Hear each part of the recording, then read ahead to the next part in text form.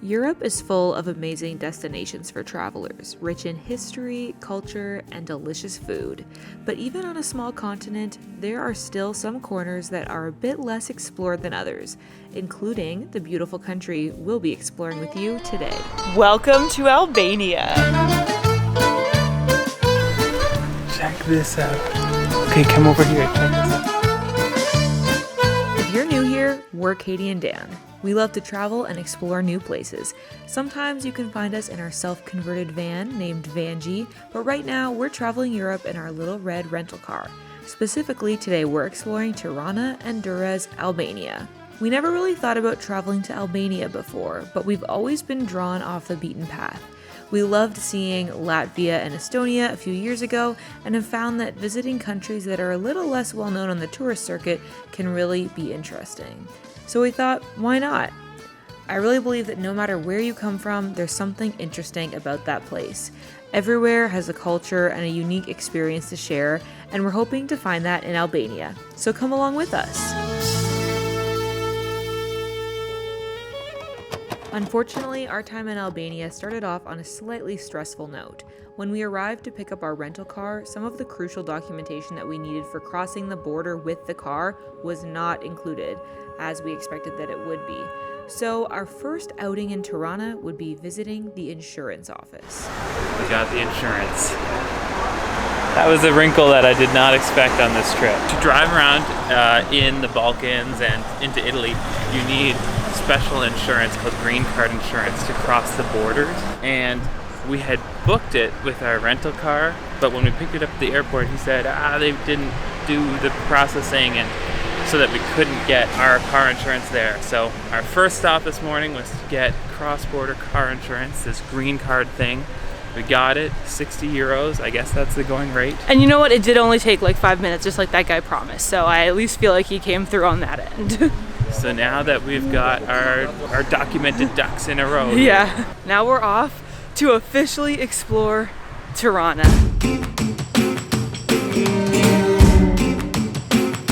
So our first order of business here in Tirana is to join a free walking tour, which we love to do. So we're gonna go learn about the city from a local, which feels good. We've got our green card, got some water, we're ready to go on this walking tour. Do you think all of these people are here for the free walking tour? I don't know, it seems like maybe they are. I wasn't expecting such a big group, but that's cool. So many people.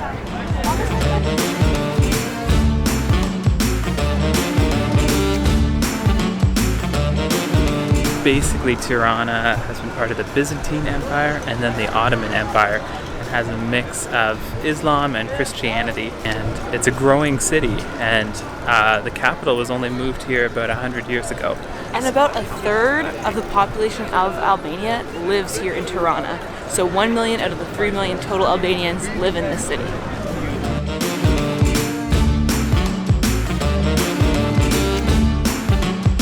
My main takeaway so far is there have been so many different empires or leaders and so many different types of government. They've had dictators, they've had fascist influence, they've had communism, they were a monarchy for a little while, and there's been just so many periods of history, from the Illyrians, the original settlers of this area, to the Greeks and the Romans and the Byzantines.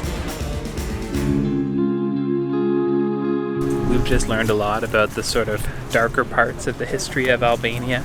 It only recently became a democracy in the 90s, and some of the period, especially the period in the 60s through to the 80s, there's a lot of living in fear of the secret police, fear of execution or torture.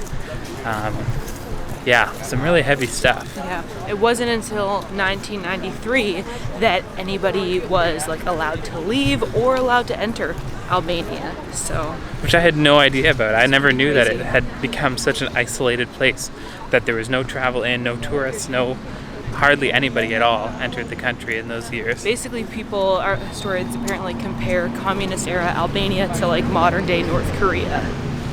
Crazy. Speaking of democracy, that's the Albanian parliament behind me. It's a very interesting history, and I think it's very valuable to learn the history of the places you're visiting. This is so interesting. I'm so glad we went on this tour. I feel like it just opened up a whole new world of knowledge and like I feel slightly history. guilty for not knowing more before we came here. I know. But this is why you gotta go to those less traveled places, because you learn about stuff you've never heard of before.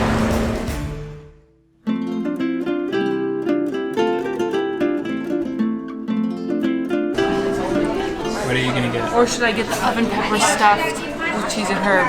There is actually so many good vegetarian options here. I thought there would be like one thing, but now I don't know how to pick because normally there is just one thing. So far, the food here is very affordable. Right now we're at quite a nice restaurant, I would say, and pretty touristy. Like the menu they have a completely English menu. For each of our meals it was between 300 to 450 lek, which is about like 3 to 4 Canadian dollars. So, or American dollars. Yeah, so like 450 lek is like $4.50 Canadian, about. So that's really good. It's like very, very affordable. Last night we got a pizza and 2 cans of pop for like $8.50. And that was like a meal between the two of us, more than enough. So if the fascinating history wasn't enough to convince you, maybe the cheap prices are. Is another reason why it can be great to explore places that are a little bit more off the beaten path, because sometimes you can find a better deal. Like later on in this trip, when we head to Italy, for example, it's definitely going to be a lot more expensive than this. Spoiler alert, were you supposed to tell them we were going to Italy That next? one's not as much of a surprise. We haven't spoiled, it's how we're gonna get there. So this is bell peppers stuffed with soft cheese and herbs. And apparently it's a traditional Albanian dish, so I'm excited to try.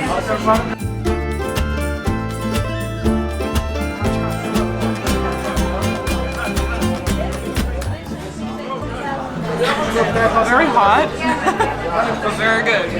And I have beans in a pot, as advertised. Oh yeah, that's good.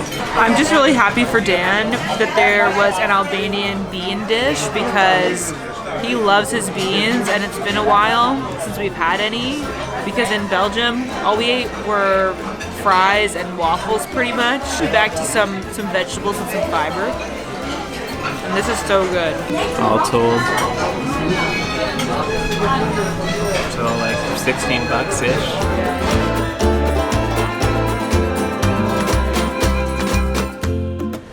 We are done lunch and just about done with this city. Yeah. I always wish that we could spend more time in the places we visit, but this time especially. We are not leaving Albania yet though. We're just headed to the coast. And so we hit the road, and after a bit of a harrowing drive out of the city of Tirana.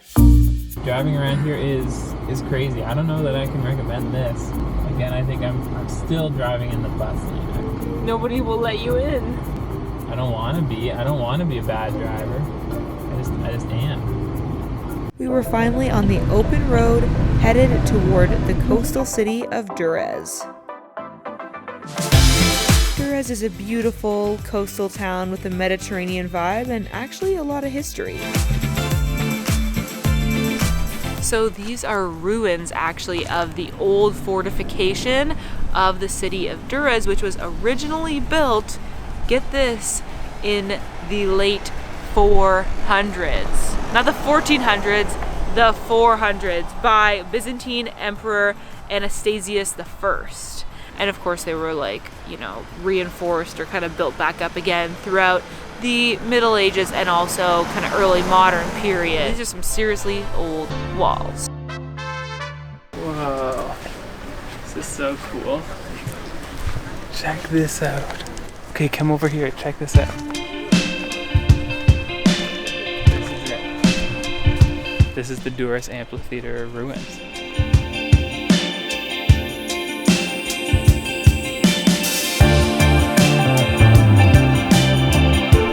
Now inside the ruins of the Roman amphitheater here at Durres. I was reading on the sign that this was, like a proper Roman amphitheater where they had like gladiator battles and the whole thing. 15 to 20,000 people would come here to watch.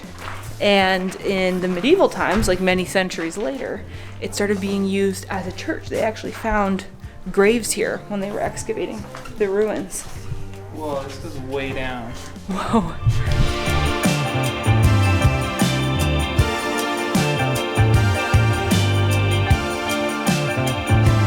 Let's go explore the tunnels.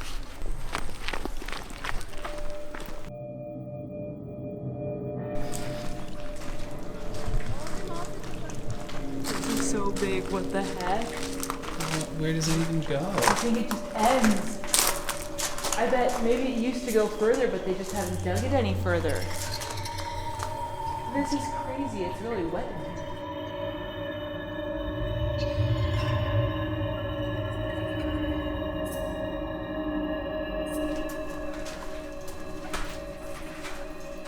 What the heck is this? I don't even know where that goes. It's so dark you can't see to the bottom. What? Should we even go down there? Yeah, now I want to know. It might just end. But be careful. Yes, seriously, watch your step.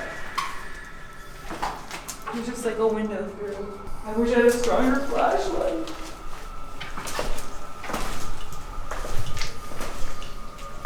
This is so spooky. I think it might be a dead end. Oh, babe, look, these are the frescoes and the mosaics they were talking about.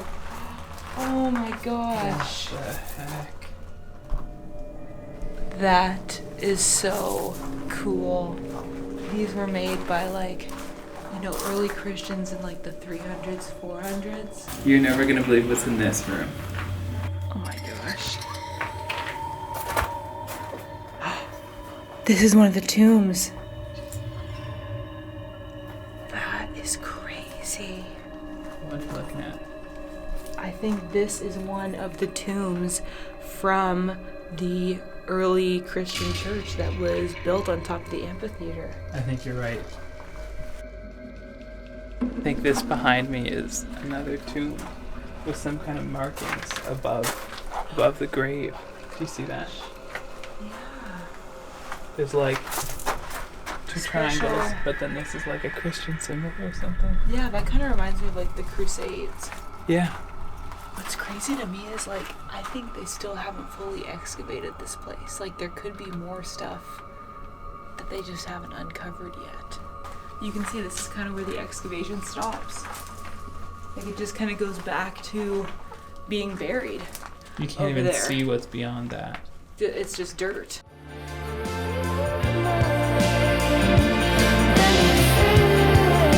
This is unreal that they just let you walk around on this stuff. Yeah, what the heck?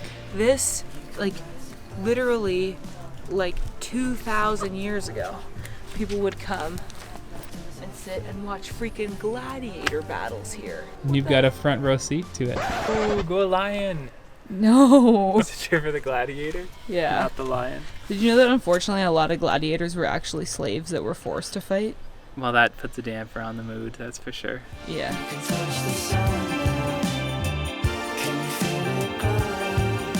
It's crazy to me that this stadium to seat 20,000 people was just buried under a hill. There's a church on top of it for a while, and this was underneath it, that whole time.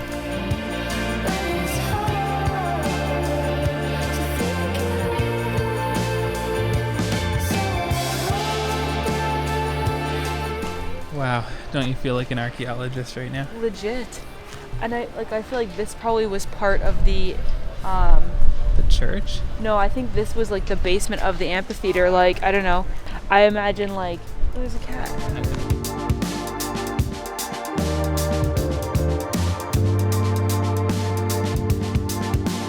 This is part of why I actually love going to places that are more low-key or not quite as popular, because you can just wander around an almost empty Roman amphitheater and just kind of see what's up.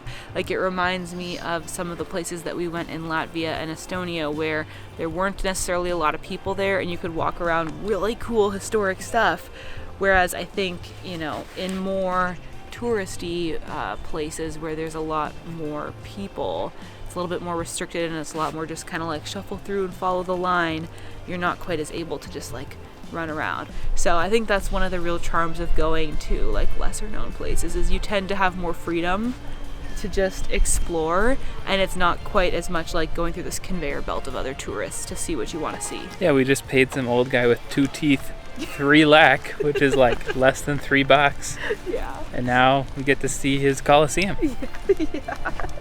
Yeah, literally. It's kind of like when we were in Puerto Rico going on that natural water slide, and we just paid this random guy $5 to park at his house. Yes. And like Puerto Rico is like a touristy place, but that one in particular was, I guess, kind of low-key. It's been a really cool time exploring the old Roman amphitheater here in Durres, but we're actually just about ready to head on to our next adventure. Of course, this is only 24 hours in Albania, so we're getting close to our time limit. But we will be back, so stay tuned for that.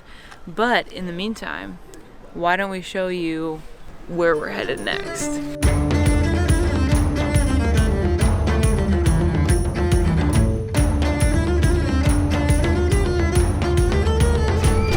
It's nice to sit and enjoy a beautiful sunset before we sail off into it. That's right, and not long from now, maybe half an hour from now, we are supposed to drive over to the port to check in with our car to go on the ferry over to Italy. We wake up tomorrow, well, we'll probably still be in the middle of the Adriatic Sea, but a few hours after that, we will be in Bari, Italy.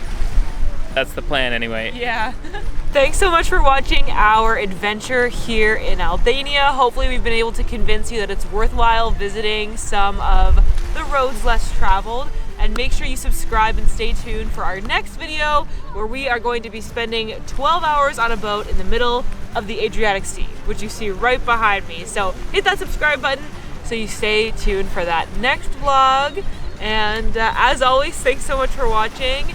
We love you, we miss you all back home, and we'll see you in the next one.